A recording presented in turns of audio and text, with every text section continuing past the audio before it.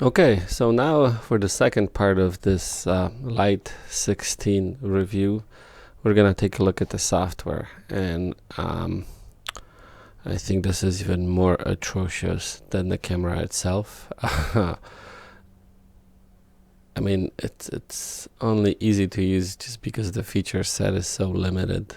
For example, hey, let's take a look at my picture here. Okay, double clicked. One, it's extremely slow. Can't even find an easy way to rotate the image. Like right click doesn't work. You can drag it, but I don't know why I would want to drag it. Let's apply, for example, depth effect. You know, that kind of works cool. Look at that.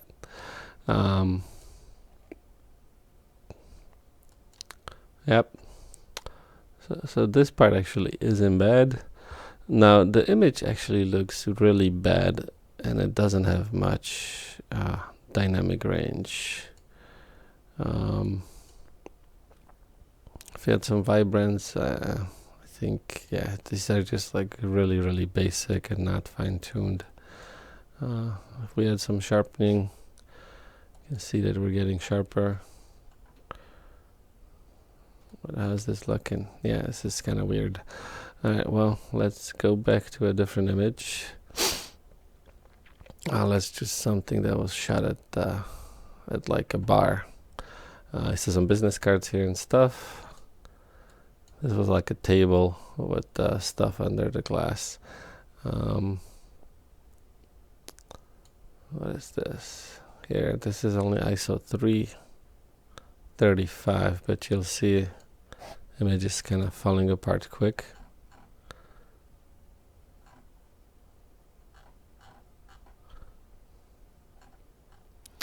Alright, well, let's go back out. Maybe this image is a bit better. Okay, let's zoom in. I don't know, just like anytime I use this software or camera, I just feel like it's totally half-baked and not finished product and sluggish. There's really no joy to use.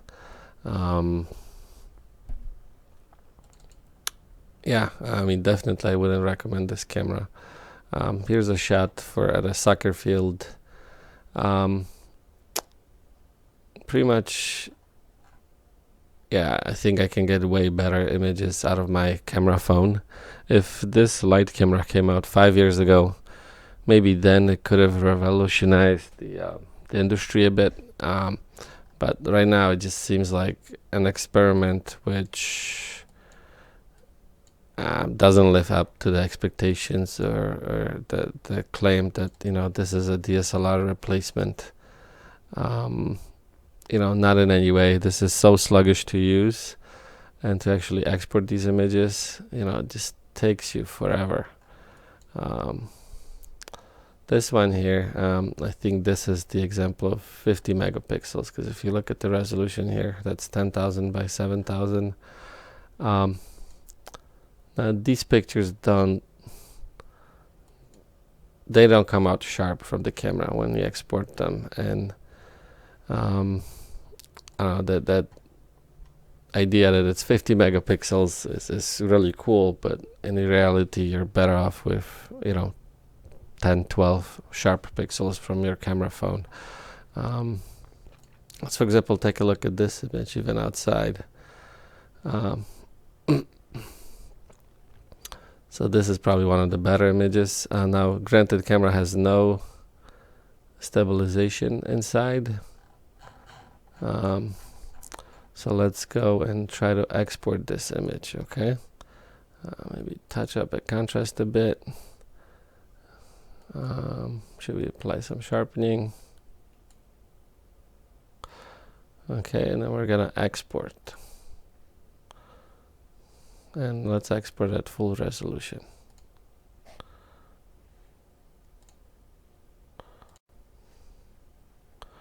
Now, what's happening? How long is this gonna take?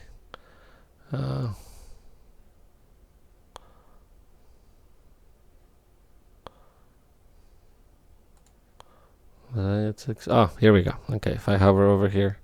So this is how long it takes to export at 50 megapixels. This is gonna take like a minute or longer. Yes, and this is on an i7 type processor with I think I have 16 or 30 gigs of RAM. Let me see. I should know. And actually, the CPU is working throughout this whole time. It's not like it's not working.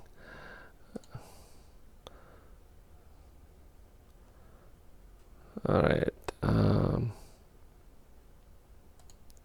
Yep. Okay, let's see. Where is the export?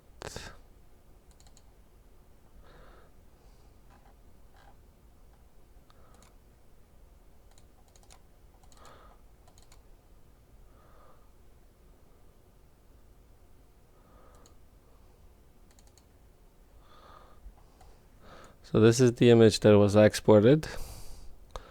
Let's look at it at 100%. So you can actually see that it does have detail under ideal conditions. But there's like some artifacts here which,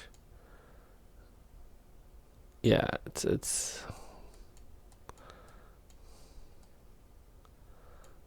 the software, I think, still definitely has to be tweaked a lot. I mean, look at these spokes.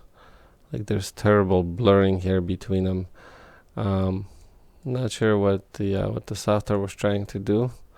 The actual motorcycle looks good. A lot of detail there.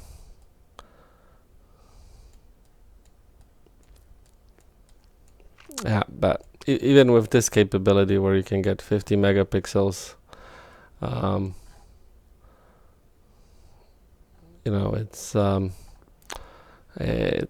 not something I would recommend, because you'll find that this camera, when you use it, it's really limited and cumbersome to use, and you're better off just taking your cell phone or taking a small point and shoot with like a Sony RX100 series camera with a 1-inch sensor, and it'll outdo the light camera 99 out of 100 times.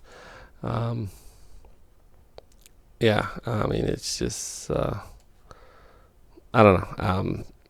I would, at $2,000, it's hard to justify that, you know, that this offers you anything that the cell phone wouldn't, or a small point and shoot wouldn't. So this here is interesting image as well. This was shot at ISO, what is it, 2000. So 1/24th of a second. Let's export it, and then we'll see if we'll see how the image does. Okay, maybe let's tweak this a little bit. That's too much. A little bit of contrast, a little bit of sharpening. Okay, let's export. Again, this is gonna take a really long time.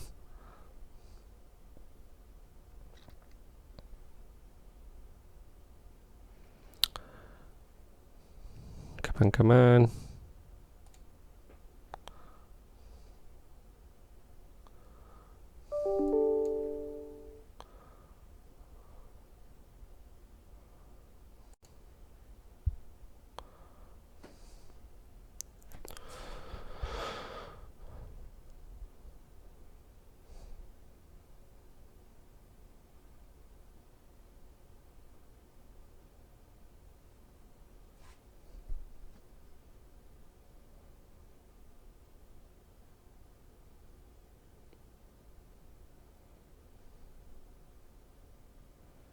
Okay, so this took, I don't know, close to a minute.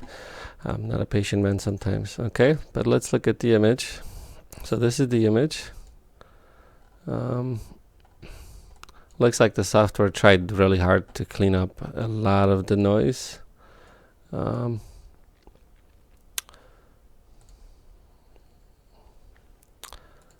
don't know, like 2000 ISO.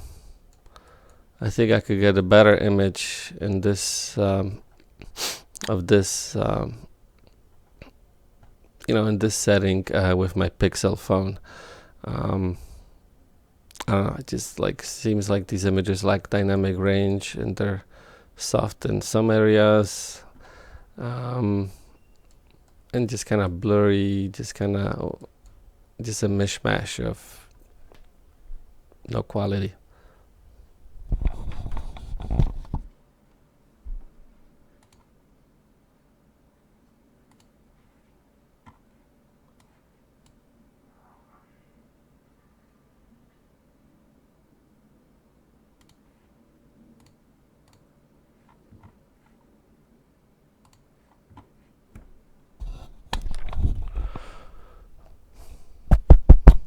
Hey, so to summarize, now definitely I don't recommend this camera. Just seems like it's an experiment.